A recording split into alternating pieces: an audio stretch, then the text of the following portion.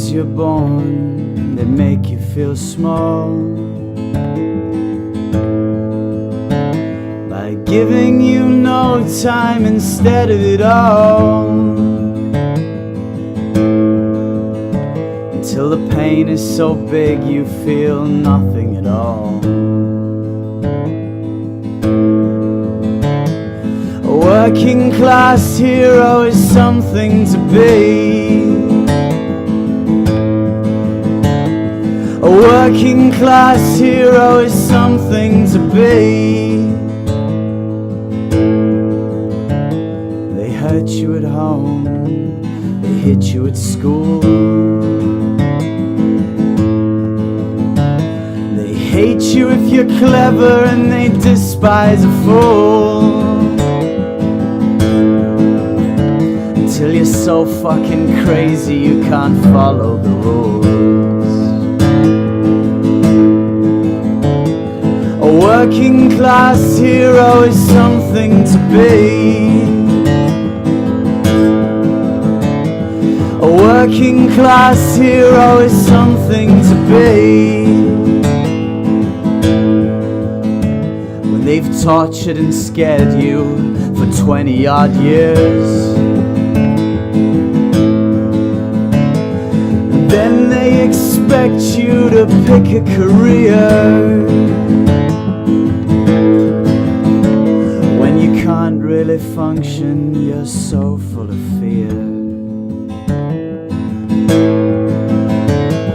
A working class hero is something to be. A working class hero is something to be. Keep you doped with religion, sex and TV, and you think you're so clever and classless and free, but you're still fucking peasants as far as I can see. A working class hero is something to be. A working class hero is something to be. A working class hero is something to be.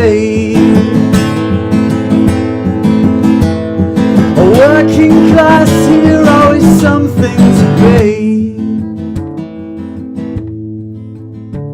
There's room at the top, they are telling you still. But first you must learn how to smile as you kill. If you want to be like the folks on the hill. A working class hero is something to be. A working class hero is something to be. If you want to be a hero, well, just follow me. If you want to be a hero, well, just follow me.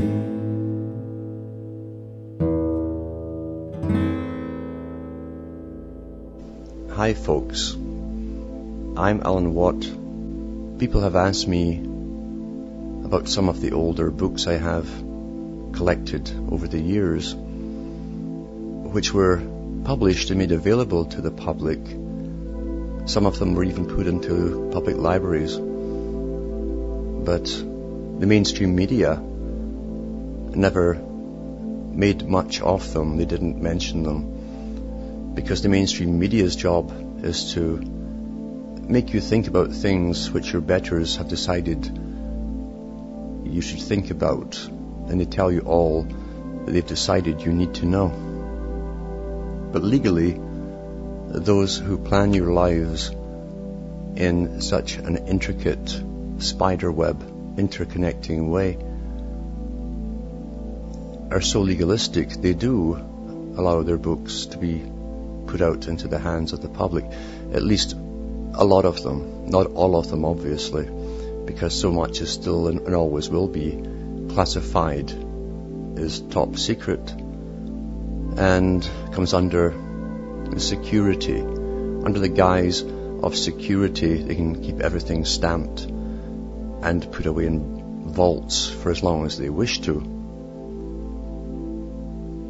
This is an ongoing process even after the main NAFTA or free trade negotiations. The actual free trade negotiations was a precursor of NAFTA.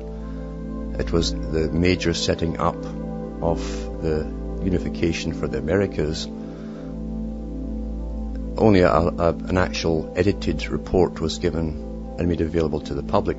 The rest was sealed and not for public consumption and put in a vault outside Ottawa where it will stay for 30 to 50 years. We don't live in a society of freedom. That's the illusion that we're given from television. And they keep telling you you're so free, you live in the freest countries in the world.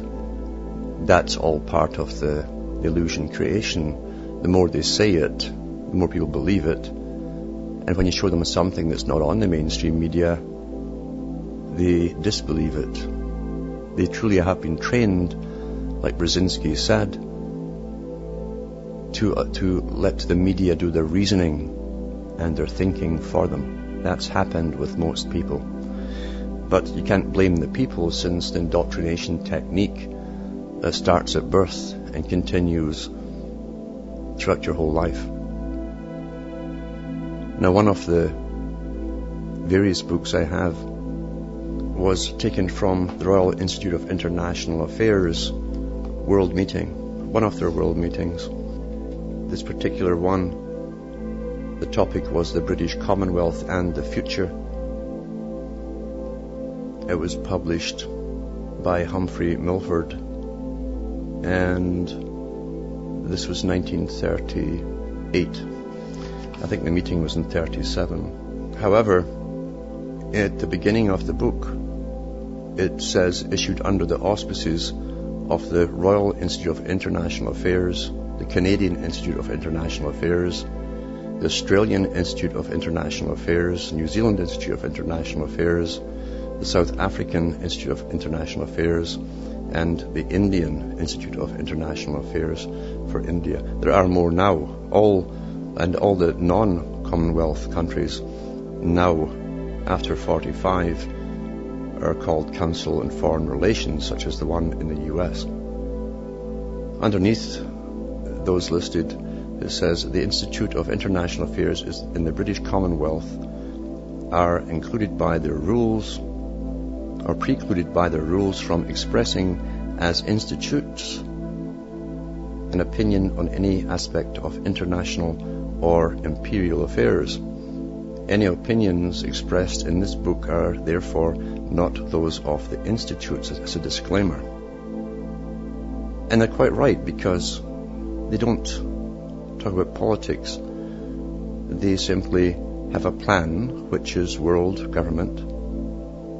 Politics is a lower show for the public to believe in, the Punch and Judy show that they used to show in the Middle Ages, going around the villages.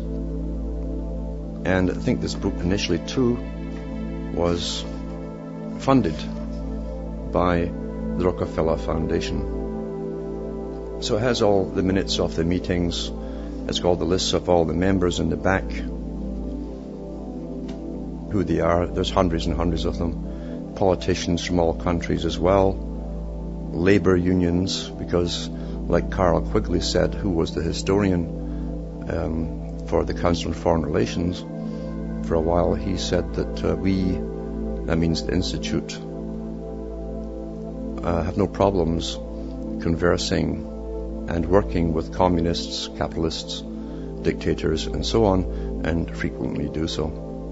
And they do, because they're all part of it, you see at the top. Now, the whole idea of this dominion, this political commonwealth they had of Britain, was set up not just to be a Commonwealth, but to eventually bring in other countries. They knew that to change the name of their organization,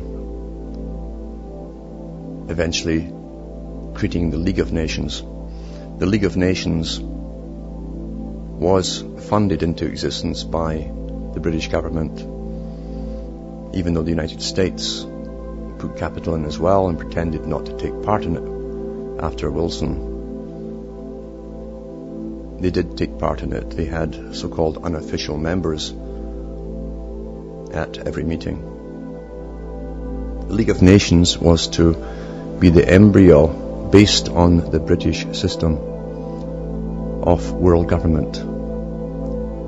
And they knew that they'd have to, a very hard task to convince the populace of the world to accept it.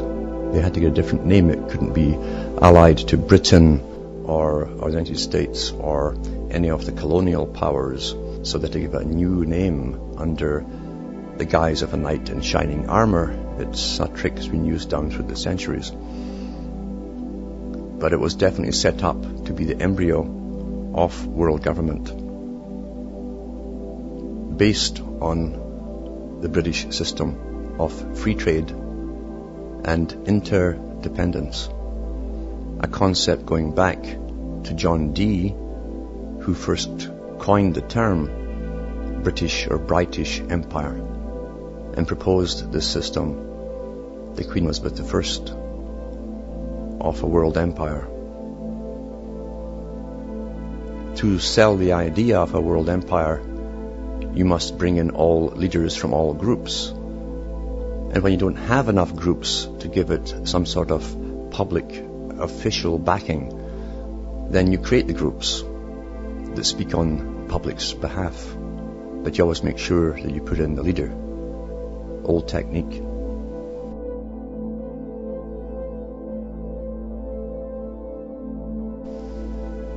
At these meetings, anyone who was anyone in decision making in the country, any country, was present.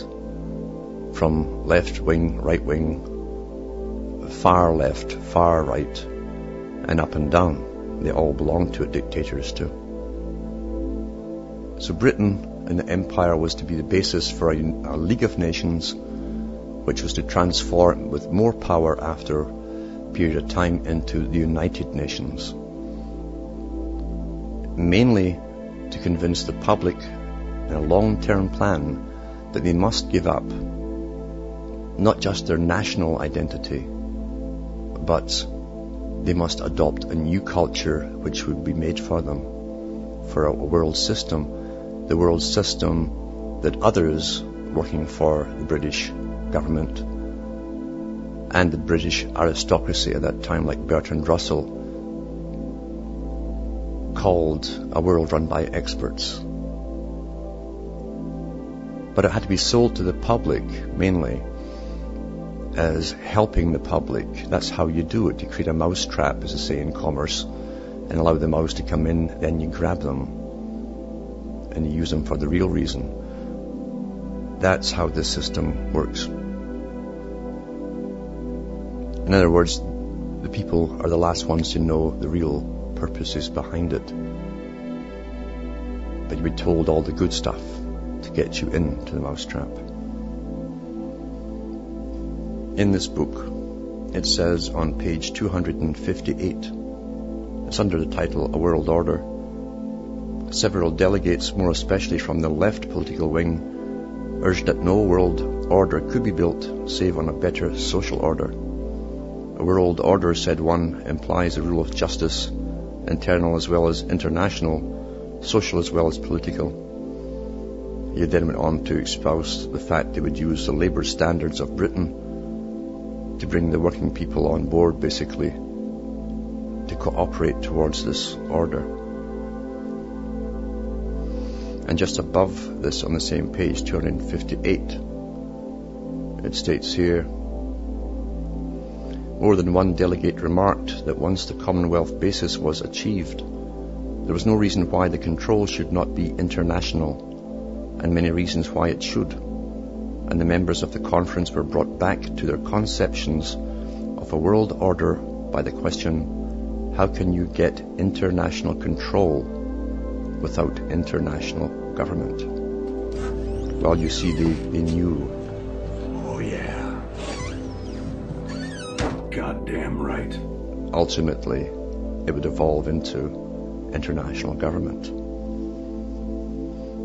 In page 278,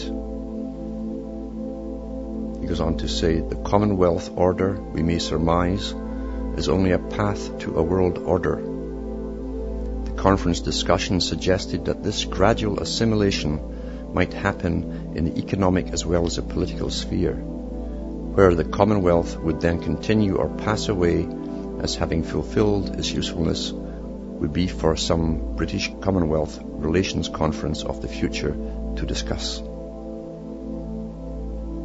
This was based as well, remember, the Council on Foreign Relations and the Royal Institute of International Affairs, on another group which had been born in the 1800s, the Cecil Rhodes Society and Foundation, given a royal charter to exist because they were in effect a front group, technically non-governmental, so they could get away with doing a lot in the world without governments being blamed as backing them. Lord Milner, Alfred Milner, joined the Round Table Societies with the Rhodes Foundation, and this made the nucleus for the League of Nations, which is the United Nations, and you still have the Round Table Societies working on different problems like think tanks do, on how to make us all interdependent. On page 260, it says, there did not appear, however, to be any dissent from one proposition, that an eventual world order involved an encroachment on national sovereignty, and that this must be a slow and difficult business. Here was a highly important point in connection with the future of the Commonwealth itself. For if the effort towards a world order is one of the unifying factors of the Commonwealth, and if complete national sovereignty is antipathetic to a world order, then complete national sovereignty cannot be more than a transitional phase of Commonwealth relations themselves. The essence of a true league that was put to the conference is that no member has the right of neutrality. One speaker, himself a strong believer in the Dominion's right to neutrality, said plainly that a real league must mean a super state. He's talking about world government. A delegate referred in an expressive phrase to a society of independent, interdependent states, among which, he said, association for mutual defence was quite possible. A similar phrase was indeed used of the British Commonwealth itself. On page 261, they discussed the following. Several delegates felt the problem of a world order to be intimately bound up with that of strengthening the friendly relations which all agreed to be necessary between the nations of the British Commonwealth and the United States.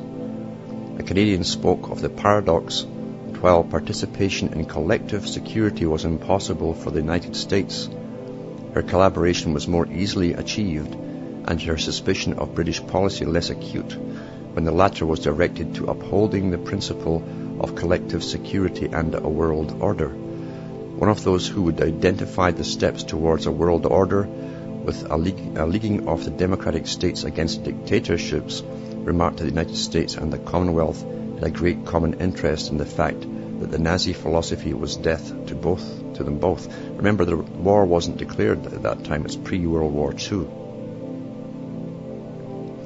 A delegate with very different political ideas pointed out that American suspicions towards Great Britain and France was nothing to American aversion towards dictatorship states. While some delegates drew attention to the growing participation of the United States in international organization and action, a Canadian member of the conference argued that the breakdown of the political side of the League had made American participation in a revived League less likely, and that the way back was through a cooperative league linking up different regional leagues of a very similar character. including no doubt the Pan-American Union. 1938.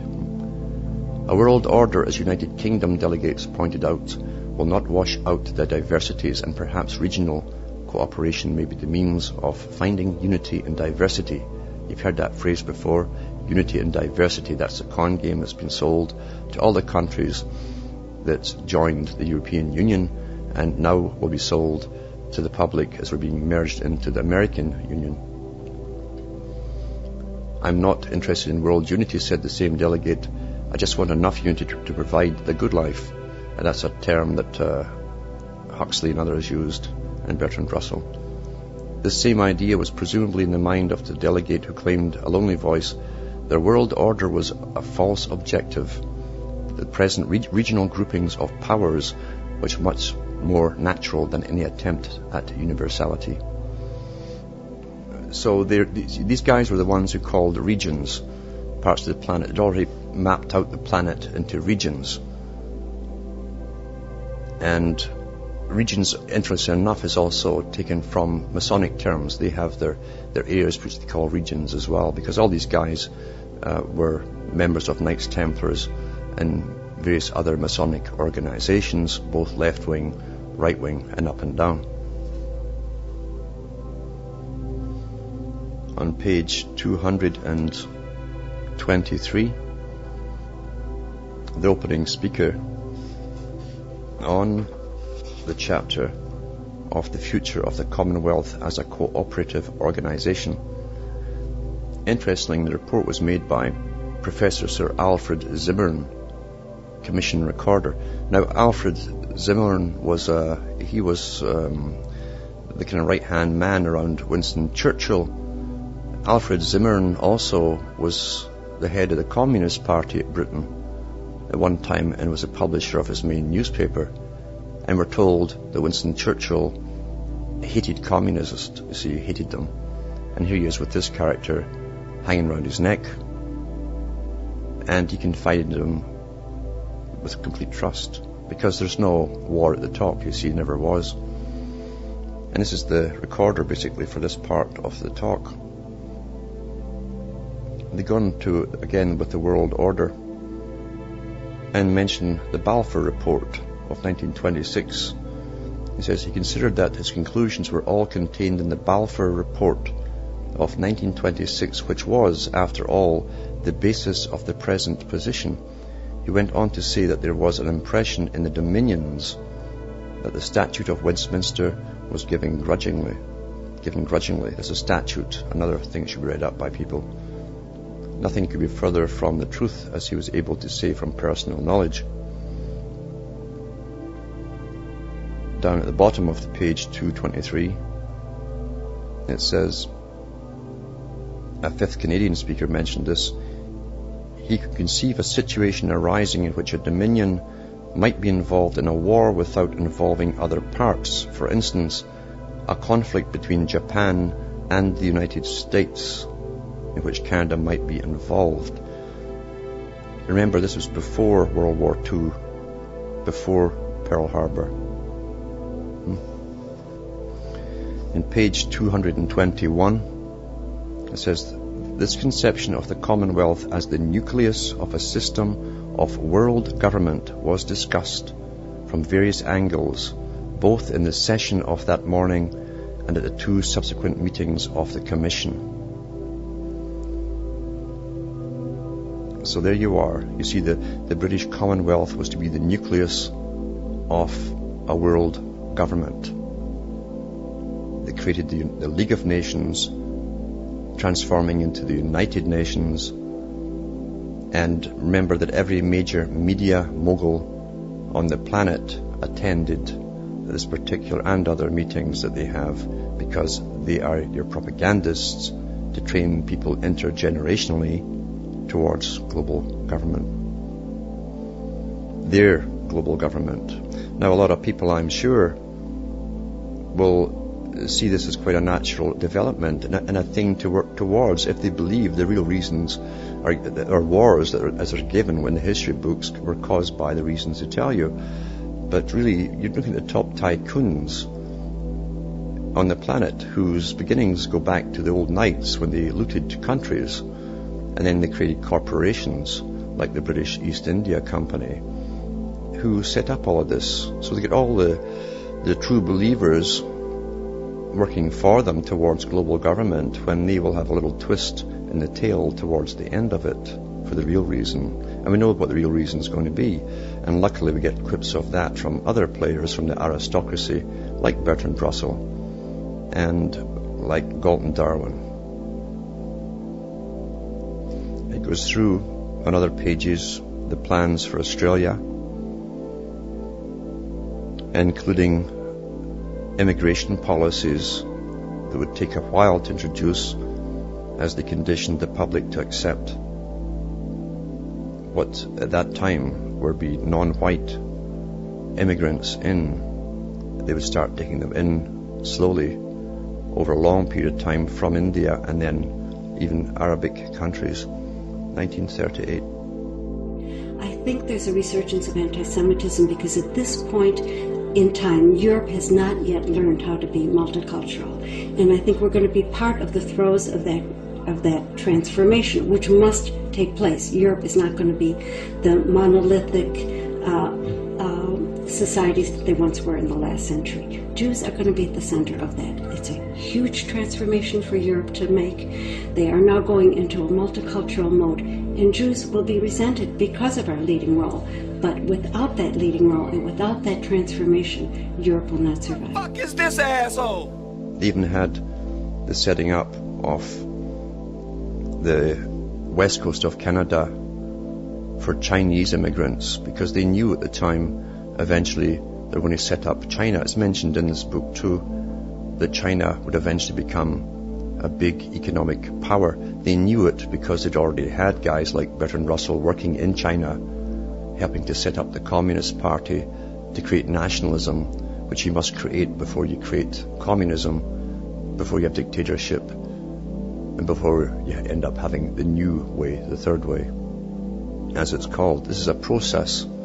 If you read Plato's books and other Greek philosophers' books, they go through the process from one type of system to the next as though it's a formula. And they say that democracy always ends up in dictatorship. Now it should be noted that at this meeting they talked about setting up sub-regions which would work quietly but efficiently and be well funded towards bringing those regions together in the same form as the rest of the world would be brought together. Those that would resist more would have a slower time, more propaganda given to them. They'd be tied economically and politically and legally in such a way that they'd have no option but to go along with this new system.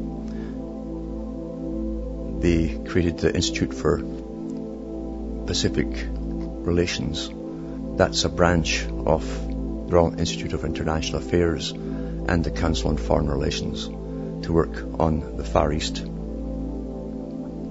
And they created other ones as well, all weaved together intricately like a big spider's web.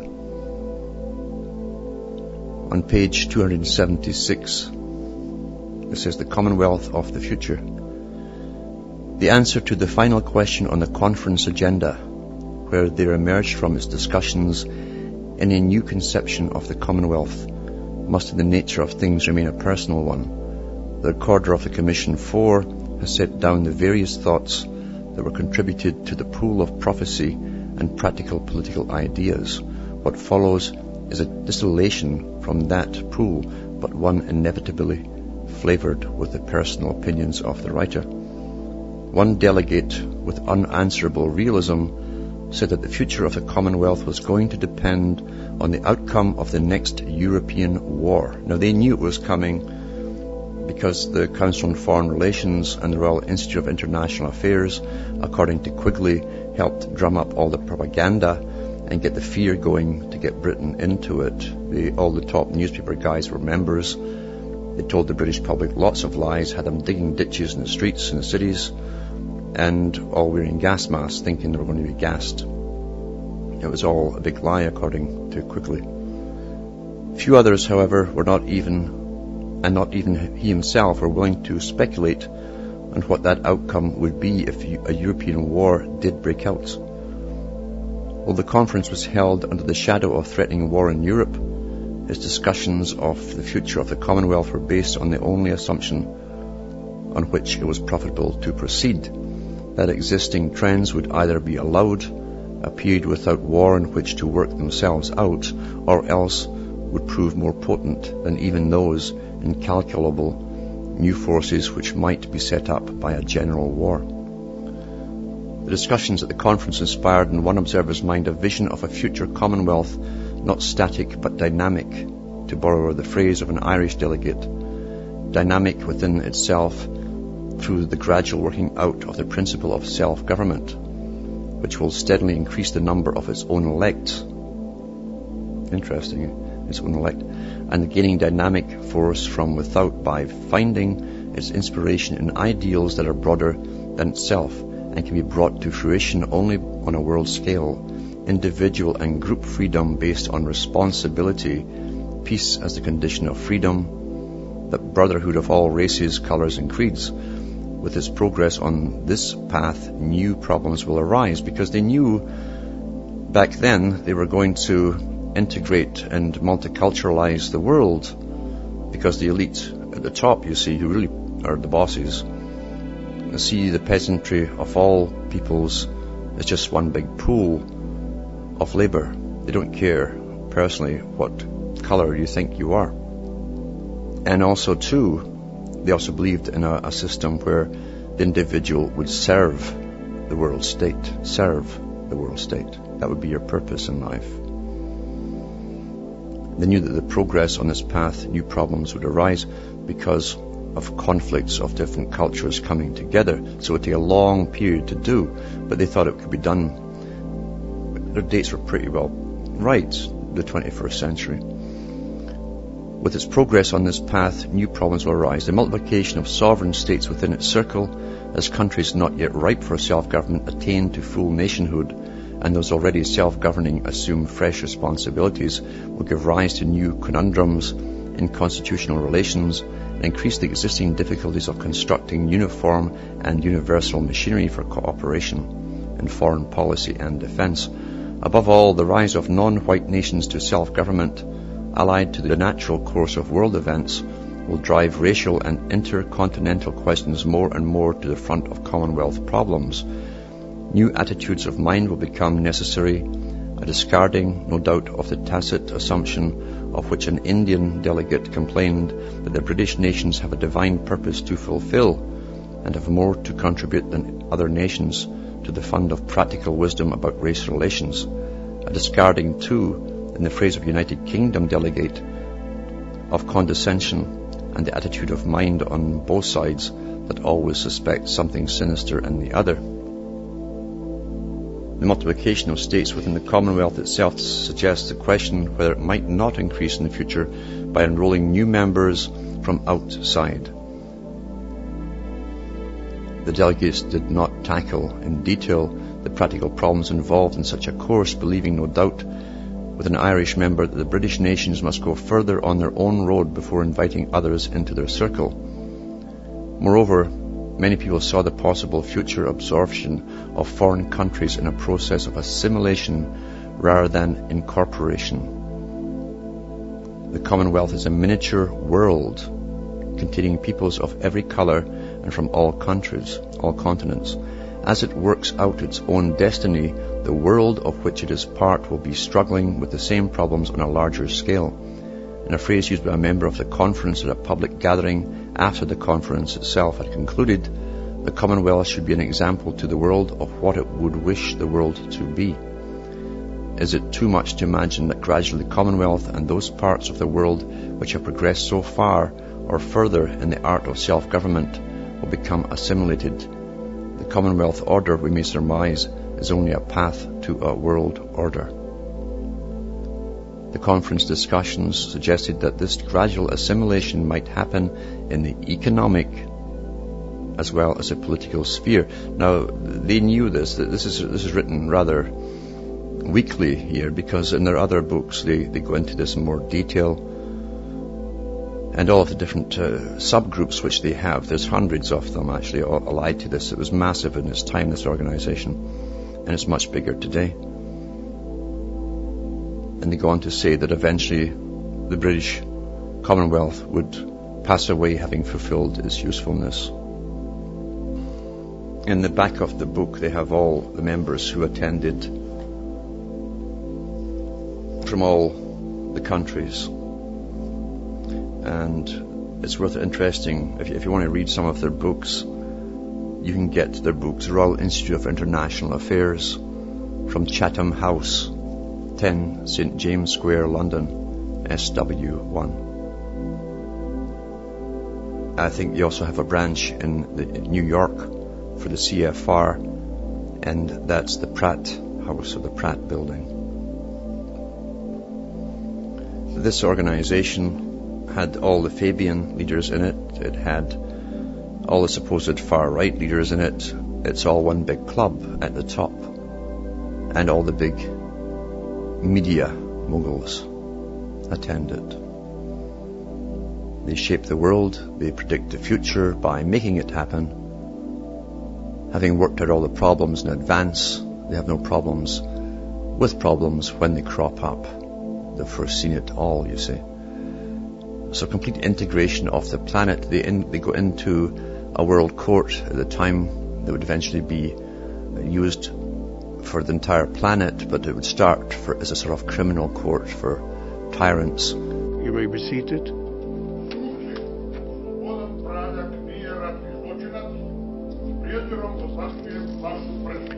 Stop, please. Please sit down. But would blossom into basically the only governmental court on the planet. Old stuff which has had a long time to plan and work and market its ideas from thousands of sources to the generations that have grown up since this particular meeting was held. One of many, many, many meetings. And there you have that part of it. So the British Commonwealth was set up initially to be a nucleus of world government. They have no problems talking about that. They have no problems admitting that the League of Nations, which became the United Nations, was modelled on the system and run by the same guys, really. And nothing's changed. And above these groups, there's higher groups, the Bilderbergers, the Club of Rome. Club of Rome deals mainly with depopulation, but by saying the opposite of what they're really all about. A planned society. The Bilderbergers have all the top moguls there. They have future presidents and prime ministers invited to attend. That's why you know they're going to be a prime minister or a president. And the Queen or her representatives attend each meeting. And all the big bankers. Remember what H.G. Wells said. He said we must bring in to this federation those who understand economics. So they brought big bankers in on it. That's why the banking system, which runs our lives really, had to be brought in. And at the top, you have an aristocratic elite who've run the world for a long, long time. The psychopathic, we know where they're heading to. They have lots of workers working for them below at conference, or many of them thinking they're working for the betterment of mankind. But the ones at the top can't help but give themselves away every so often. When you're planning a controlled society, and when you realize their answer to racial problems, cultural problems, and all the rest of it is to basically engineer a new species of humanity, genetically, eventually, to serve them better at the top. Then perhaps everyone would stop fighting each other and see who the common enemy really is. And they'll find them in their own peoples at the top, your own top people. The psychopaths in the system of money, wealth, which is power, in the system, are psychopaths. There's no such thing as poor boy leaves ghetto and makes good, like the old Rothschild story. It's a nice little story for children, but it's so far from being true.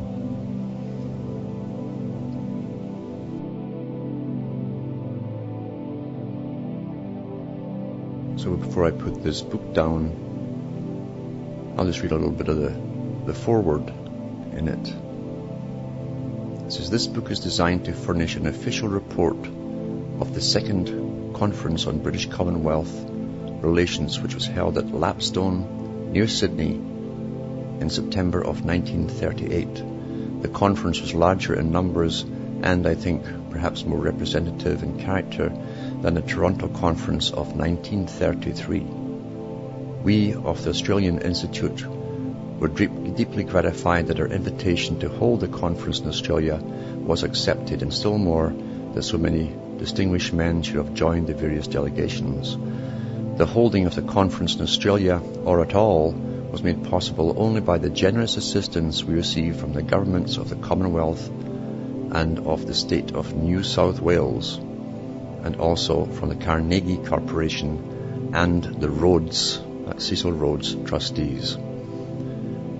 I wish on behalf of the Australian Institute and on behalf of all the members of the conference to express our high appreciations of this assistance. So here is technically a group, massive world, is a mountain, which is funded by the big corporations. That's why the corporation foundations were set up in the first place, to run a world, to fund those organizations which they would either create or take over, to push certain social policies worldwide. And also they got funding from the Commonwealth countries. Interesting, eh? For non-governmental organization that plans your future, states quite correctly that it doesn't discuss politics, it discusses social proceedings, because it's a plan. It's a plan, it's an agenda.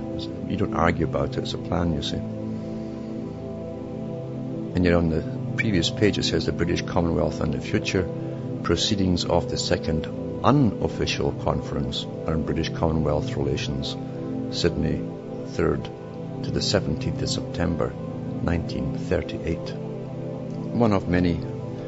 Another myriad that works for it is a club called the Empire Club. Anyone who's who in a country in business will try to become a member, and they have again the members of the Royal Institute of International Affairs and the CFR going round as main speakers, as guests, to the Commonwealth clubs and to the various other organizations, this myriad underneath them that controls our lives. On page 49 of the same book, it has here, this report was made by Professor Scott, a study group in Victoria, BC, after emphasizing the importance of relative standards of living to this question, reached the conclusion that were there no restrictions, British Columbia could and would support a considerably increased population of Asiatic origin. Now the reason for that was they knew they were setting up China eventually in the future to be a main manufacturer of the planet, and they would need the middleman, an educated class, to manage the importing, exporting, and so on. Nothing happens by accident, you see. Everything's planned so far ahead of time, and people grow up and never know they're living through a long-term business plan. That's the real world we live in. And for many of the groups who help bring this to be, thinking they're working for the greater good, they're all being used. Because the higher group that runs all sides of everything What the fuck is this? have already told us what they want to do with us. We see it forming around us, the totalitarian states, going into one big global totalitarian prison camp with a planned future, a depopulation program coming from this wonderful egg that came out of the embryo of the League of Nations, now the United Nations. The big stick is starting to come out, and we're seeing the force come in. This is to be a very efficiently run world. They decided long ago they would do away with all conflict. Now, they meant all conflict, right down to man and woman. They would destroy marriage. It would be obsolete. And it's all been pretty well formulated and completed. We're not dealing with little clubs here that make wish lists and have governmental funding to do so and meet in exotic, faraway places. They plan the future, they have the means to implement it through propaganda, since all your top magazine editors and newspaper men are there, and the internet fellows. And they market our culture to us and upgrade it and keep on upgrading it, just like you upgrade the virus programs on your computer.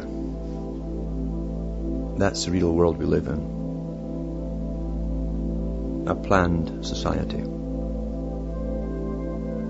Then when you start devaluing life itself, which was a must-be, you see, you can't allow horror for the future, new types of human beings to be created, purpose-made human beings, intelligent design ID, unless you have become desensitized to what it is to be human in the first place. And everyone has had that through the way the presentations have been marketed to us on abortions and science with its hype about how wonderful to have all these organs to save lives, and possibly stem cell research will save us all down the road. That's always a big carrot for us to go along with it, as they bring more horror upon us until we've just dehumanized ourselves. We've lessened our own self-worth when we allow it to be done to others. So when they come knocking at your door, who's there to stand up for you? They say the road to hell is paved with good intentions. That maxim holds true for many of those who help bring about what they think is going to be a utopia for everyone.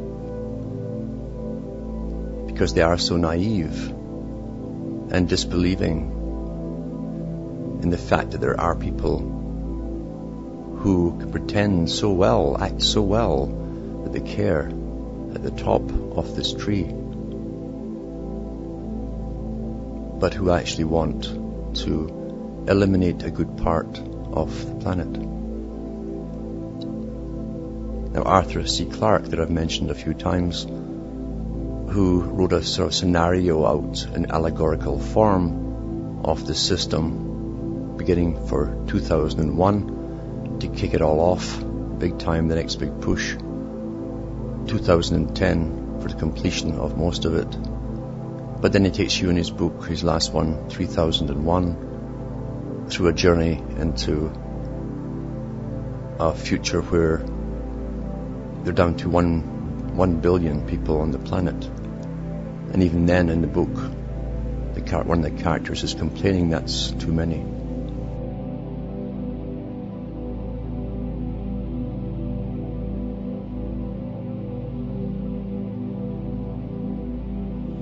It is a chip society. It also has the direct thought-to-thought control electronic equipment working, which we know was discussed at Loyola University with a brain implant for control purposes. These guys don't make this stuff up. They're given the facts of the plan and they write stories around them which fascinate young people.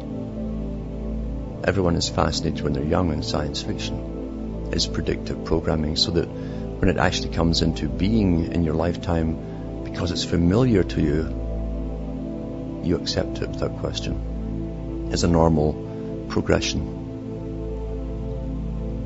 We are up against pretty well everything that you take for granted. All of the agencies and organizations which you hear mentioned briefly on little news quips are non-governmental organizations, unelected people and representatives from these organizations run your lives. From all sources, mainly from media and marketing, because marketing is one of the biggest tools they must use in conjunction with television and all advertising. They market ideas to us continuously all the time. We also have secrecy under the guise of national and international security on advanced technologies.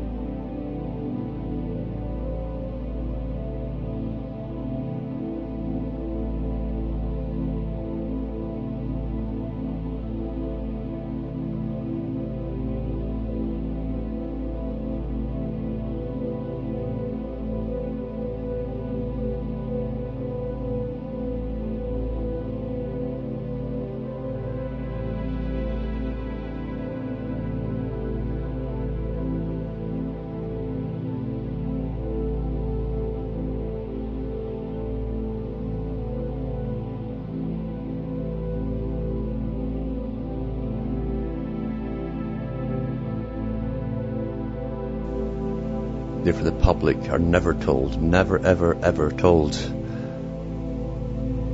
what they actually have until 50 to 80 years later. Then it's obsolete, in fact, when the public get to use it. They've moved on to much more advanced technology by then. There are 3 levels of technology in use at all times. There's the professorship down level, who believe everything they're told,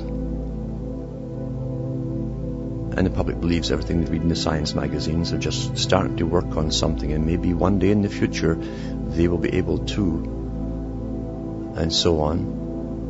Then there's the CIA, Mossad, MI6 level, where they have advanced gadgetry. In the 1950s, Nick Begich has shown us the CIA had technology which could put direct voice to skull information right into your middle of your head from line of sight, and you could put the gadget in your pocket. Antique stuff by today's standards. The whole flying saucer scenario covered up the government making the darn things by getting the media to go into action and even fronting groups to start up the whole alien thing. Well, it must be from the aliens because we don't have them. That's how easy it was to divert attention from black budget projects. Remember, there's always a good reason given to the public, then there's a real reason, which they're never told about. That's how you manage the public. That's what Francis Bacon and Machiavelli and other advisors to kings and queens talked about.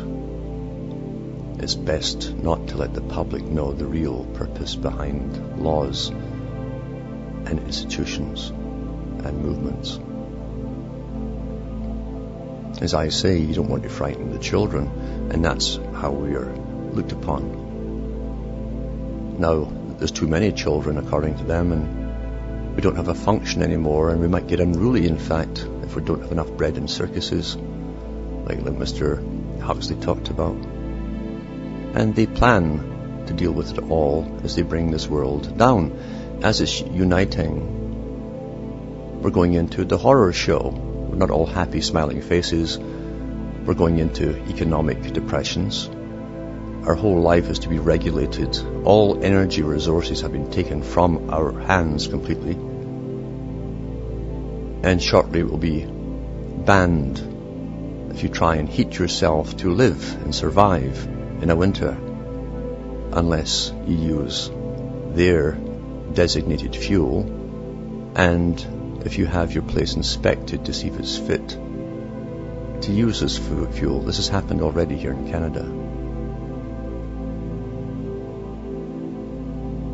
You'll probably be hung, drawn and quartered if you try and use wood in a wood stove, because you'll be independent of the monetary system, the profit system, which keeps you, or will keep you, in grinding poverty.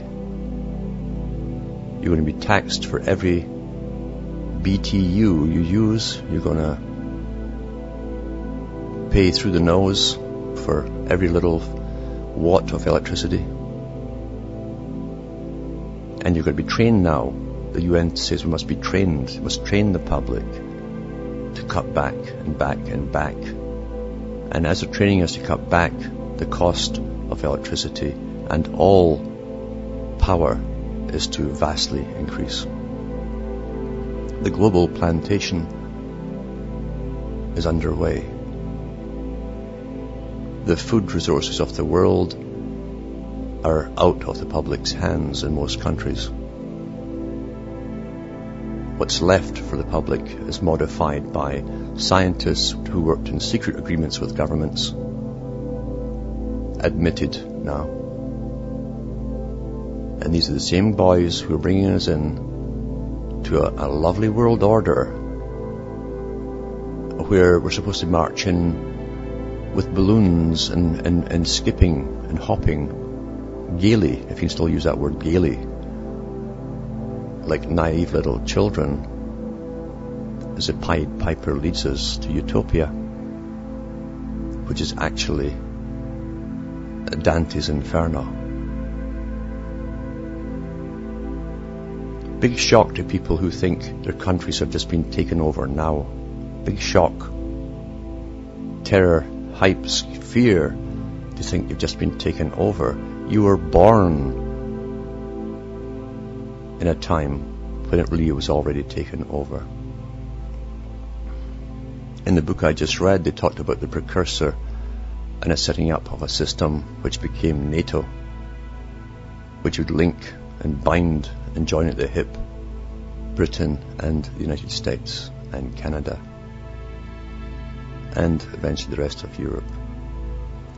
Go into the writings of Karl Marx, who wrote his, well, it wasn't his Communist Manifesto, he just wrote what he was told. But he wrote it in London, and he was sponsored by the big foundations to do so. The richest corporations on the planet funded him to write it. And in there he said, in the 1800s, the world they'd bring into being would consist of three main trading blocks: a united Europe, the United Americas, and a Pacific Rim area, all with provincial governments, provinces, you see, under a super world government. And if you think it's still all coincidence, go back to dreamland. Follow rainbows, you might find a leprechaun at the end of it with a pot of gold. Have an out-of-body experience, play with your chakras, wish it all better, as we used to tell the children when children skin their knees. Why don't you wish it all better? Close your eyes and wish it all better. the whole New Age phenomena has disarmed the minds of millions of people. The circuses and the sports have disarmed most of the rest. They say there's nothing new under the sun. Perhaps so, except for the advance in psychology on a mass scale, coupled with such a mass media. But the techniques are old. That is true. Very old techniques that unified ancient cultures. If a moneyed system had never come into being, you would have, over a vast amount of time, gradual integration of all peoples, because young people, when their hormones work, don't really care what colour someone is at all. You'd have a natural integration without conflict over a long period of time. It's happened in other countries too. When the Scots came into Scotland, the Picts already lived there, and there's no records of wars. There was intermarriage, and gradually they were assimilated into the Scots. That's happened in many other countries too. It's only when there's money behind it, because they have an imperative of time running it towards business plans as they do, that they bring in brute force and force things along. Or they use and pay for massive immigration to come in to create conflict. When people come in small numbers to any country, they gradually blend in, mix, adapt.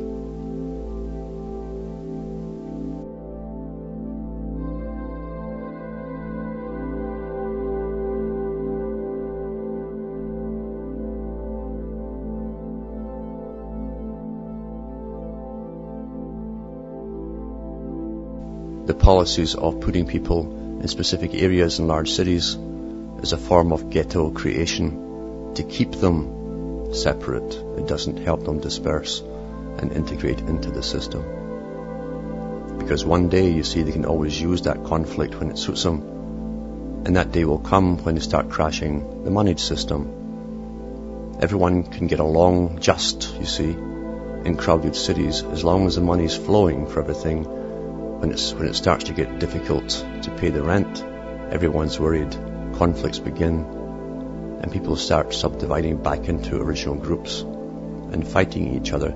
The big boys count on these kind of things happening to bring in the brute force for the new system. So don't fight each other. We've got to rise above all of that.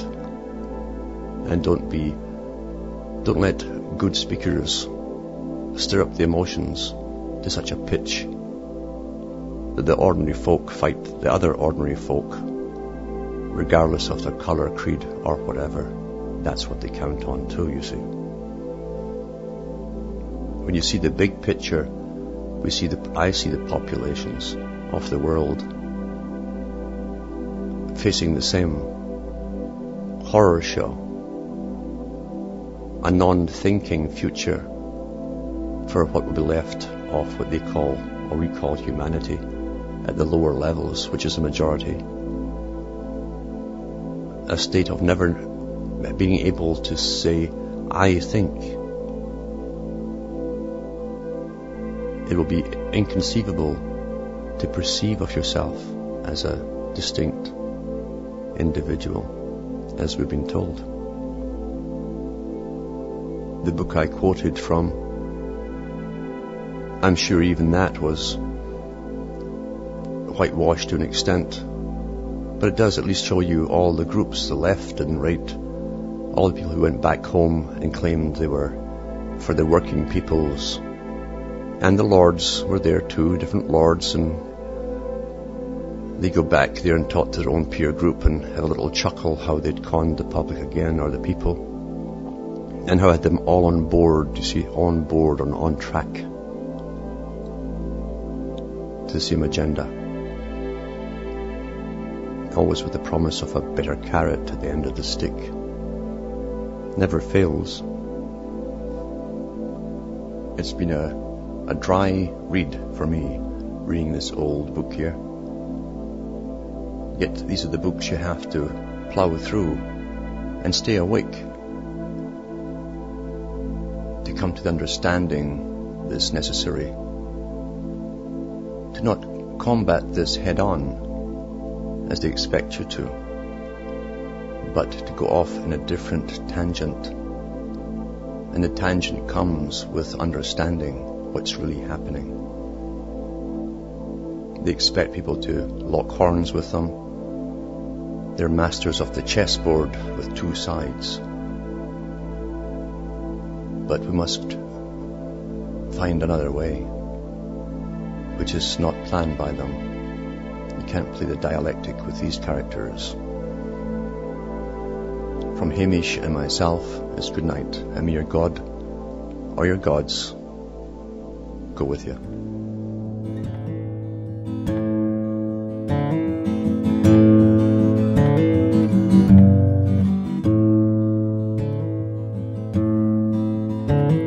Soon as you're born, they make you feel small by giving you no time instead of it all, until the pain is so big you feel nothing at all. A working class hero is something to be. A working class hero is something to be. They hurt you at home, they hit you at school,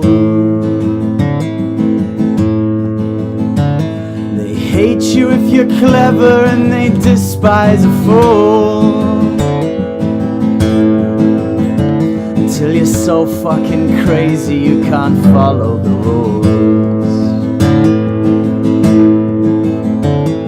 A working class hero is something to be. A working class hero is something to be. When they've tortured and scared you for 20 odd years,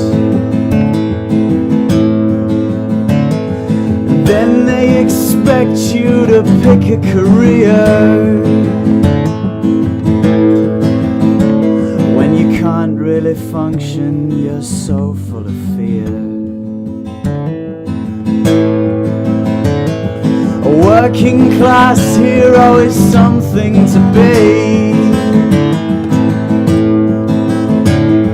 A working class hero is something to be. Keep you doped with religion, sex and TV. Think you're so clever and classless and free, but you're still fucking peasants as far as I can see. A working class hero is something to be. A working class hero is something to be. A working class hero is something to be. A working class hero is something to be. There's room at the top, they are telling you still.